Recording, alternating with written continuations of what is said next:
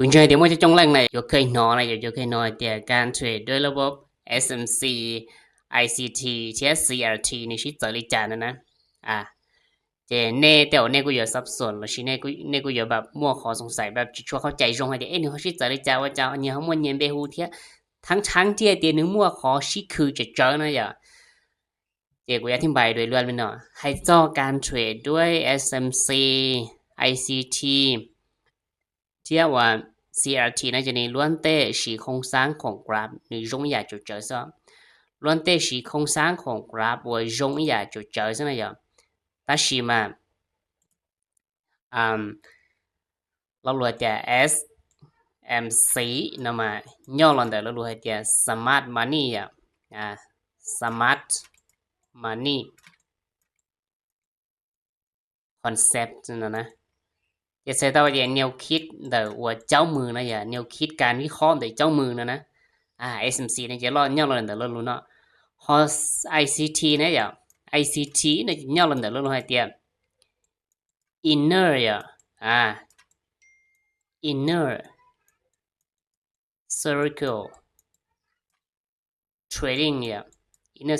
cycle trading นะจะใช้ตัวอย่างการเทรดว่าการเทรดสไตล์แบบนี่คอนเซปต์การเทรดสไตล์แบบว่าเจ้ามือเราชิมแบบวงในนะซะวงในเจ้าตลาดนะมั่วหายนะพอ CRT เนี่ย CRT นะมาย่อลงเดี๋ยวเรารู้ให้เตีย candle candle range ตัวนั้นใช้ตัวเตีย range theory candle นะมันนี่ทั้งเทียเนาะ range นะมันย่อเขาลูกกอบ theory นะมันนี่ทฤษฎีทั้งเทียนเราชิดทฤษฎีกอบของทั้งเทียนนะซะนะเดี๋ยวกูจะอธิบายให้เตียแต่ละรูปแบบเราในชิดจะเลยใจให้จอ SMC นะมาในยกของสร้างตลาดยกตัวอย่างเดียเทรนด์เกิดขึ้นจะในลินลีนอเจมูลินอเท่านี้เปลี่ยนเป็นเทรนด์จากเทรนด์เกิดขึ้นเป็นเทรนด์เกิดลงนั่นจะในยังไงเราลินอยังให้เดนิเจเป็นเทรนด์เกิดขึ้นในจะในสร้างจุดไฮว่าสูงชาจุดไฮก่อนเที่ยสร้างจุดโลสูงขึ้นไปลินอยังเล่นเด้อนะมาแต่ละจุดนะให้เจ้าว่า SMC นะมาจุดนอนมา SMC หัว boss เนาะ boss นะอย่าSMC ชีเรารู้เตรียม boss เราชิม break up structure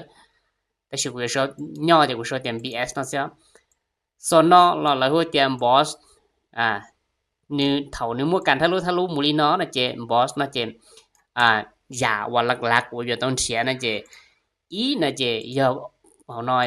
เขาน้อนะเจ SMC นะเจเราหัวว่าเราหัว demand zone เนาะเราหัว demand zone เราชิมั่วกันแล้วกูเดี๋ยว order block เถอะเจตใช้ต้องหาเดียการไปอยากเข้าออเดอร์นะการไปอยากเข้าออเดอร์หลังจากว่าเนื้อมัวแท่งว่าดิมันซอนเนื้อมัวแท่งดิมันซอนอาจกูอยากเป็นแท่งโดจิอาจกูอยากเป็นแท่งว่าพินบาร์แล้วชิอาจกูอยากเป็นแท่งไม่ไอวันนี้ว่าเกิดให้วันนี้มัวแท่งพุ่งแล้วชิแท่งอิมบาลานซ์ลินันเจไปนะเจโซนนอเจให้ซอ SMC นะเจแล้วหัวดิมันซอนเนาะหัวดิมันซอนพอICT จะสอนเราหัว order block นะที่มันสอนนะจะใช้ตัวการไปเข้าออเดอร์แต่ว่า SMC นะจะเข้าออเดอร์เนี่ยตัวสอนวันนี้ยอดดีมันสอนนะอย่าเขาเนี่ยจุดนี้ยอดดีมันสอนใช้ตัวเดียบางทีนะตลาดน้ำมันนี่กูอยู่มั่วดีมันสอนที่ทับซ้อนเนี่ยของเราที่อะไรนะดีมันที่ทับซ้อนเราชีดีมันว่าดีมันล่าสุดดีมันซอนล่าสุดว่าตลาดจีไปนะจะเซตแต่การไปอย่าเข้าออเดอร์นะเจเปวัดฟีโบจากสวิงโลสวิงไฮเจเปปอตัวเดียวดีมันโซนว่าดีมันโซนนะอย่าพวกเขานอกเรานี่กูอยากดีมันโซนถ้าชิมันแต่เนาะปิดจีนุ่มส่วนแต่เนาะนี่ลีเนาะนี่มาลีเจต่อลีเนาะนะจะเซตแต่เปอย่าต่อเข้าออเดอร์เนี่ยตัวดีมันโซนล่าสุดแต่เนาะอย่าติดมั่วดีมันออโซนอีโซนเนี่ยพวกก้าหาอีโซนเนี่ยระว่างเนาะเจเปอย่าเข้าออเดอร์เนี่ยตัวโซนดีมันล่าสุดออกว่าโจเกิดมั่วการพุ่งหรือชิมั่วแทงอิบาลานเจไปนั่นสินะสำหรับว่า SMC นะโดยการในเตียได้น้อนออกมาใน ยกตัวอย่างให้เตรียมชัดตินอนมันนี่อัดกูอย่ามั่วว่าหัว breaker block ya ya te pes tu lo li no na che ti man zo na che bang thia nu ku ya nyo de ti son wa ne pen breaker block ta shi ma di man zo no ma ni chi kwan je ha te ti no ne bo he ni bo yam breaker block la chi yam breaker block á ti shi ma cho a sai thang สุดท้ายโอเจ้าเกิด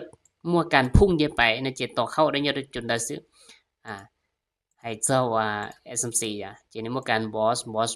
เยไปเนาะเราจุดแต่นอนนะเท่านี้มั่วการ change of character เราชินในปอกโครงสร้างของเนาะเจจุดน้อยเจหัว choice เนาะchoice เราชิ change of character เนาะหลังจากโอนิ choice ไงเราลีเนาะแล้วเราเจเนี่ยมาลี boss ไปต่อลีเนาะ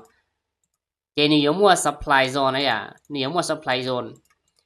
เทียมั่ว supply zone ล่าสุดโอโตเกิดมั่วการไงต่อไป supply เจการไปเข้าเรื่องเจไปเข้าเรื่องยุโรปแต่ขอ supply zone ล่าสุดเราชี้ให้เตียนในชีโลกับตัวนี้เดี๋ยวขอให้เตีย supply zone ล่าสุดนะเจนี่อ่านกูอยากมูกับตัวนี้เราโชว์ supply zone วันนี้กูโชว์ตัวกันเขาชนะนะสำหรับว่า SMC เนี่ยจะเทรดลินเดอร์หอ ICT เนี่ย ICT เรามาที่เตียนกูรงอย่างเขาที่ชี้หลักๆใน ICT น่ะจะอยู่เน้น Q zone เป็นหลักอ่ะโดยการให้เตียตลาดมันนิยมว่าเราทำซอมเนี่ยซื้อให้เตียนิยมว่าตลาดเอเชียเนี่ยตลาดเอเชียมันนิยมว่าซื้อตลาดโตเกียวเทียซิดนีย์แต่ใช่มันตลาดโตเกียวเรามั่วตลาดซิดนีย์เราลอนดอนเทียนิวยอร์กเจหลักๆนะเจมั่วจัดว่าเปสเตชันตลาดเอเชียเทียตลาดลอนดอนเทียตลาดนิวยอร์กซินำมาสำหรับ ICT นั่นมาต่อเทรดเฉพาะตลาดลอนดอนที่ตลาดนิวยอร์กเจ้าหอตลาดเอเชียนั่นมันจะช่วยเทรดวิจารณ์เตียรู้ส่วงอีส่วงอย่างตาต้องรอนั่นมาตลาดเอเชียนั่นมาในวอลุ่มแจงนะแต่ชิเราจะว่าส่วงแต่ชินอนเจนี่ก็ค่อนข้างเดียนเตาจะเป็นกุศลมาแต่ชีเตาเทียแต่ชี ICT นั่นมาเทรดเนี่ยเราส่วงอย่างตาลอนนั่นมาเทรดหลักๆเน้นเนี่ยเราลอนดอนคิวโซนเราชีต่อตลาดลอนดอนเปิดเทียตลาดนิวยอร์กเปิดมาดิเทรดซื้อของเอเชียนั่นจะชีช่วยเลยถือไอเตียนเป็น liquidity นะซื้อซะนอกจากสำหรับว่า ICT นะอย่าจุดในนอนนี่กูยังบอสอย่างเขาเขาเนาะส่วนเขาเนาะจะ ICT หัว order block เนาะส่วนเนาะ ICT หัว order block แต่ชี้ให้เตียนในมูอันนี้ทะลุกับนอปุ๊บนะอย่าสมมติอันนี้ทะลุกับนอปุ๊บจะไปอันนี้เกิดมั่วอีส่วนเยอะเขาเนาะส่วนเยอะเขาเนาะส่วนเนาะจะ ICT หัว breaker block เนาะส่วนเนาะเลยนี่กูชี้เต้าอย่างเขาอย่าง ICT หัว breaker block จะการเข้าเรื่องจะต่อเข้าเรื่องเยอะตรงแต่ขอส่วน breaker block เนาะเป็นหลักเนาะนะส่วนก็เลยนี้họ có lại ní nó nè giờ thì mình chúng breaker block này à nếu giống màส่วนว่างๆเนี่ยขอเนาะมา ICT เนาะมา ICT ต่อเข้าด้วยเนี่ยตรงแต่ขอว่าโซนนึงเป็น AVG นะจะข้อเสียแต่ว่าระบบ ICT นะจะอีนะจะขอจงได้นะอย่าขอจงนะจะอยู่จีตกรถนะอยู่อย่าไล่ออเดอร์ค่อนข้างสม่ำเสมอแต่ชีข้อเสียนะจะเสียก็แต่ SL นี่ค่อนข้างดักนะอย่าใช้ตัวที่ตัวอยู่วางออเดอร์เนี่ยตรงแต่ขอโซนว่า AVG นะ SL này thì chủ vàng nhé họ lộ họ cá nó chỉ sẽ tao tiệt bằng thưa nó mà tao là nó mà này nó gặp tôi nhất định là có số AVG nó ta chỉ bằng thưa nó mà này cũng là gặp tôi nhất họ demand họ cá nó nè chỉ hay cho SMC chỉ thuê nhau demand ta chỉ ICT chỉ thuê nhau AVG nè chỉ ICT the zone wa charge là chỉ zone change of character ICT hoa MSS là chỉ hoa market structure shift เนาะแล้วยกตัวอย่างเดี๋ยวนี้เกิดการmarket structure shift เนาะจะระบบ ICT จะยนเทียโซนนี้เป็น FVG นะเพื่อเข้าออเดอร์แต่ชีมายิ่งชีฟีบอยอย่างก็อย่าเพื่อวัดจากซิวิ่งไฮเราจะซิวิ่งโหลดจะเสร็จแต่เนี่ยเราส่วนราคาค่อนข้างเดี๋ยวจงจะเข้าออเดอร์เนี่ยตัว FVG SL เนี่ยโชว์ต่อโชว์โล TP เนี่ยเราสวิงโลล่าสุดอีนอใช่ไหมสำหรับการเทรดด้วยระบบ ICT อีกเรื่องเดียว CRT เนี่ย CRT นั่นหมายอย่างของกูให้นะอย่าเทรด supporting เทียนโดยการเนี่ยหลักๆนะจะเน้นตัว betting เทียนเน้นตัว betting เทียนว่าอยู่ว่าเทรดเนี่ยเรากอบทั้งเทียนโดยรวมโดย support นะยกตัวอย่างกูเรียนเทียอีกเทียนก่อนหนึ่งเทียค่อนข้างเหมาะสมต่อการว่าเทรดด้วยระบบว่า ICT นะโอเค ICT เนี่ยจะหลักๆนะเจเทียเป๊ะทั้งเทียนกันนี่ตรงนี้น้อยอ่ะเจตีสวิงโลเทียสวิงไฮได้แท่งว่าสวิงโลเทียสวิงไฮได้แท่งนึกมั่วเป๊ะทั้งเทียนเนาะมั่วเป๊ะทั้งเทียนสวิงโลเทียสวิงไฮได้แท่งน้อยอ่ะเจจะต้องให้เตียนอย่าเท่านึกก็แท่งต่อเนาะนะเจย่อเราจะทำเฟรมเมลีว่าชีนาทีย่อเราจะทำเฟรมเมชีนาทีอ่ะ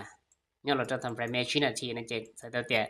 การอยู่เขาซื้อเขาขายนะเจก็ต่อกับตัวตื่นหนึ่งมุขเขียชนเนาะอันนี้ดังกี่รออันนี้เกิดการ change of character เนาะเจก็มาเลยเสียงกี่รอรงเรียนแต่ซะนะยกตัวอย่างให้เตียหนึ่งเจมุขเขียเนี่ยเราส่วนชาวไว้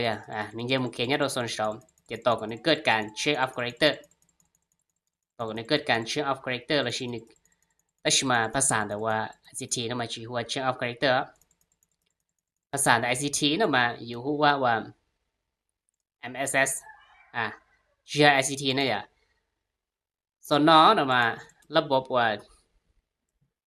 CRT นะ CRT นั่นมาอยู่หัว Market Structureship อีหยาลีว่า ICT แล้วชีส่วนอยู่เข้าออเดอร์เนาะเจเข้าออเดอร์ยันโดนแต่ส่วนเทอร์ซุปเนาะส่วนน้องนั่นมาอยู่ให้เตีย SMC นั่นมาหัว Quasimodo แล้วชีหัว QM นั่นอย่าแต่ชี CRT นั่นเจหัวเทอร์ซุปเนาะเทอร์ซุปเนี่ยนี่ยอดโซนว่าเทอร์ซุปสามารถเข้าออเดอร์ยันโดนแต่โซนเทอร์ซุปวันนึงสามารถเป็นทั้งว่าเนี่ยสามารถเป็นทั้งว่า supply zone ที่เป็นทั้ง AVG นะจะเข้าออเดอร์เนี่ยเขาเนาะเพื่อถือออเดอร์ไปหากรอบของข้าเขาเนาะวิจารณ์จะให้จอระบบเทรดว่า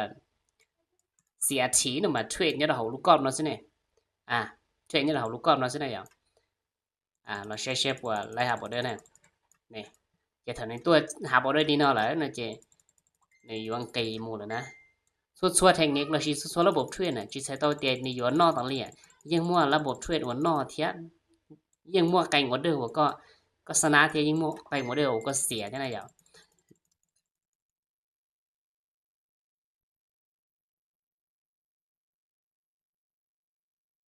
ไม่นอมาไล่ออเดอร์เหรอเชื่อหนึ่งปวดวินละชีวินเนอร์